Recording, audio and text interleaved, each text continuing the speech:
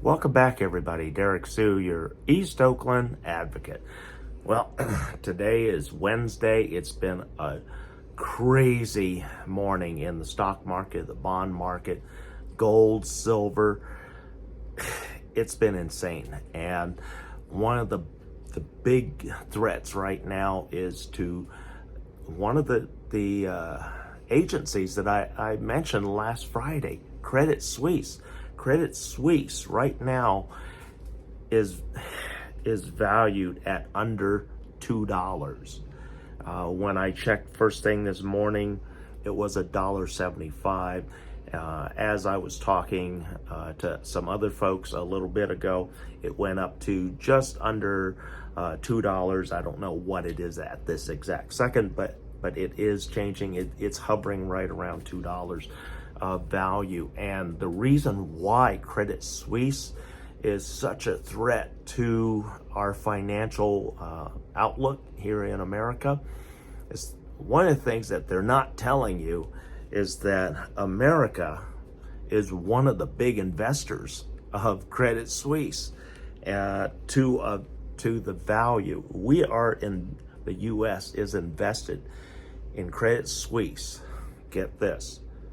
$7.66 billion that we stand to lose on the failure of Credit Suisse. And so that $7.66 billion that America has invested in there is essentially worthless right now. That's what has the banking industry all in a turmoil. And we're just getting started. Is one of the things that has happened. There are 20 banks and financial institutions that are at risk right now, at high risk. And let me mention some of them. We have number one, Advisor Share. Number two, Bank of Hawaii. 3, Charles Schwab, who's been saying that they have plenty of assets and so they're okay, but they are still at risk. Coastal Financial, Comerica Bank. Here in California, Comerica is the bank that services your EBT cards, your electronic benefit transfer, your CalFresh, everything. That's your EBT card. Comerica is at risk.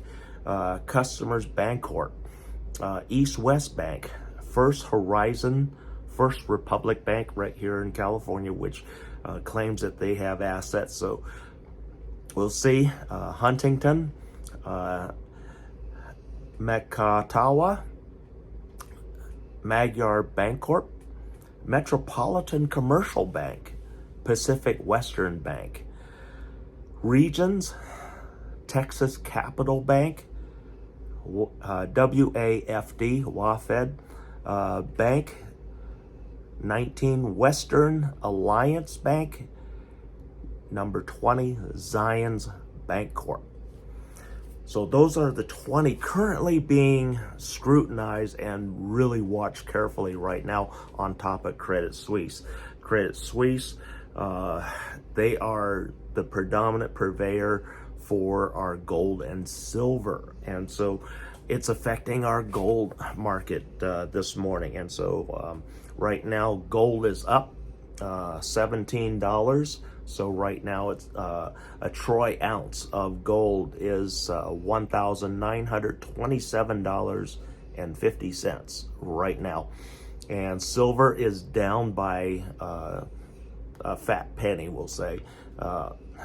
It's 0.0145%. It's down, but a troy ounce value on an ingot is $21.87.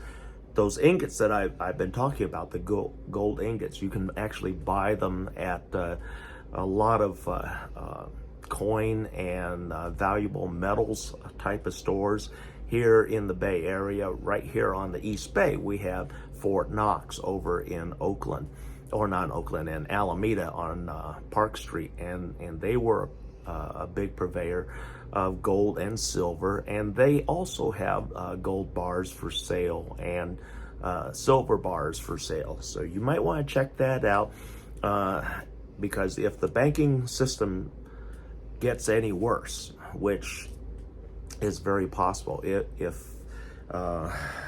Credit Suisse goes down, and what's really scary is that one of the biggest and most well-funded banks, and one of their biggest investors, Saudi National Bank, was one of their primary investors. They have used up everything that Saudi National Bank said that we're going to support you with. You are on your own now, and so they are refusing to incur any more debt by investing into Credit Suisse. And then we have America, who is another big investor in Credit Suisse, over $7 billion. That's a significant amount of our monetary and financial wealth here in America tied to Credit Suisse.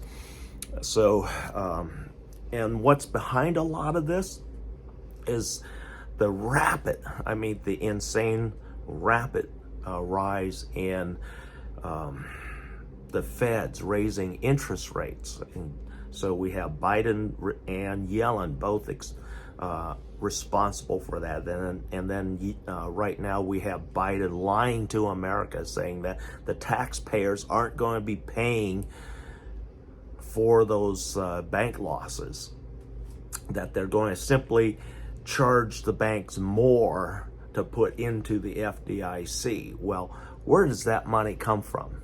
Us, the depositors, and the taxpayers of this country. So he's giving you a double talk, a political bullshit double talk right now. And it's angering me like you wouldn't believe. And so, folks, it's not looking good. And we got a bunch of idiots running our government, our federal reserve, and the world is literally falling apart because of greed of the upper crust.